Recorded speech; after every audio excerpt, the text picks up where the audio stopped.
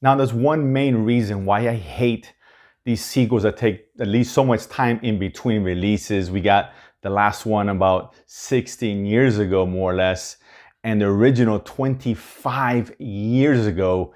And the reason why I hate these sequels that take so long to come out is simply because, shit, man, it's been 25 years and this really makes me feel old. And with that, I'm welcome to another episode of The Romancer. My goal, as always, is to enhance the movie watching experience.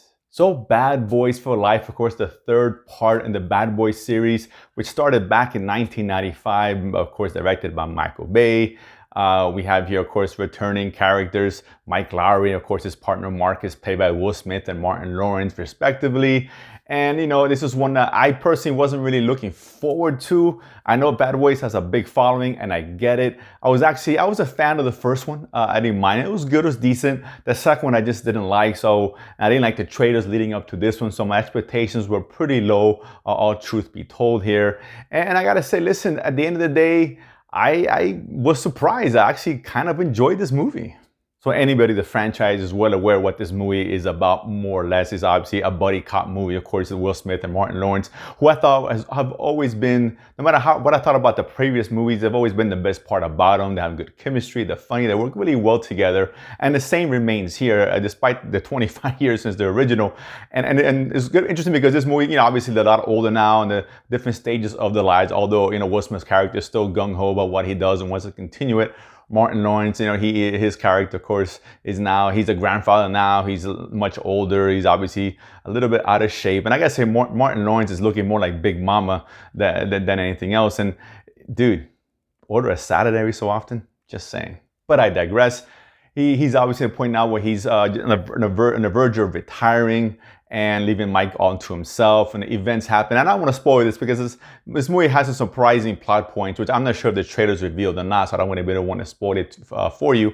But then get Mike, a lot of things happen that get Mike back into the mix and eventually bring his partner back, of course, out of retirement, for one last time, of course, until the next sequel comes out in a couple of years. And like I said, overall, this was, I was entertained for the most part. It's just not, the greatest thing I've ever seen, but I think it may be my favorite out of the Bad Boys movies. And I think the biggest reason why, there's a lot of reasons why this may be one of my favorite of the trilogy, is because, there's no Michael Bay. I'm not a big fan of Michael Bay. I know he's hit sometimes, and I like some of his movies, and I like some of the stuff that he's done. But for the most part, he all relies on the excess of it all. The grandeur is almost too much at times. He doesn't focus much on the stories of the characters as much, a lot of adolescent humor. And a lot of it just doesn't work. And this movie is directed by two guys whose names I can't pronounce well, so I won't even attempt to. And although they try to imitate Michael Bay at times, they did make this movie their own. And starting with a lot with the humor, I thought the humor was one of the funniest out of the three, personally. I think anyways, a lot of moments that I really liked. Not every joke hit, fine, but for the most part, a lot of them did. You can tell these guys had a lot of fun together. The chemistry is still there, like I mentioned earlier, and that's what really works. And this is really the big draw about the film. And the story-wise, I thought it was a more coherent story that we usually get out of a Michael Bay film, particularly from Bad Boys. I like the villain here, the motivations behind it. I thought they were well thought out. There's a lot of emotional moments there which really paid off. I was surprised we don't usually get that, particularly with Michael Bay behind the camera. So him not in the picture kind of allowed that to kind of shine through. And I gotta say, listen, not all the story elements hit well, particularly in the end. Again, I won't spoil this, but a couple of things that occur which I thought were a little bit excessive. They could have stopped at some point. I didn't need this couple of other reveals in there. It kind of felt very, soap opera-ish for the most part. But whatever, be that as it may, it wasn't the worst thing in the world. It has really good, fun, entertaining action. Nothing really inventive. Some of the action is cliched, and we've seen some of this before. And there is over the top. Of course, you suspend a disbelief, but it's an action film. You always have to do that anyway. And again, this didn't take this grandiose approach that Michael Bay normally does. And there's some really cool shots in here. Really inventive shots that I saw here. I was like, oh, that's pretty cool. And there's well orchestrated, some nice set pieces throughout. Like I said, it was very entertaining because there's a lot of humor here. And it's a movie which is not like a full-on action film throughout. It actually takes time before the action really picks up, but it allows for the character development, the story to really come through. And that really worked. And even the new team which they find themselves working with, to take down the new villain, it started off kind of wonky. I think I kind of warmed up to who these characters were and some of the things that they did, and that really fit well. And overall, it's just, well, again, if you're a fan of the series, you know exactly what to expect. A lot of cool jokes, a lot of banter between the two stars, some cool action. That's exactly what you're gonna get here.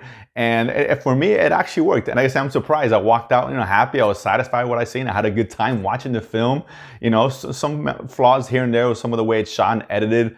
Some of the story beats towards the end I didn't quite hit. But all that being said, as far as pure entertainment, it worked. And it's a movie I'm actually gonna recommend, particularly if it's one, you're an action film star, actually like action film lover, and you're a fan of this particular franchise. I think you're gonna enjoy this, and I was surprised that I'm actually standing here saying how much I like this movie. I liked it. It was entertaining, not the best thing ever, but again, a well made for the most part, entertaining, funny action flick that I think you guys are gonna enjoy. So you guys should, I would definitely recommend you guys go watch it. All that being said, if you guys are gonna watch it, comment below, let me know where you guys thought. And of course, if you haven't done so already, subscribe below and feed money to go to the movies and talk about it afterwards. See you guys next time.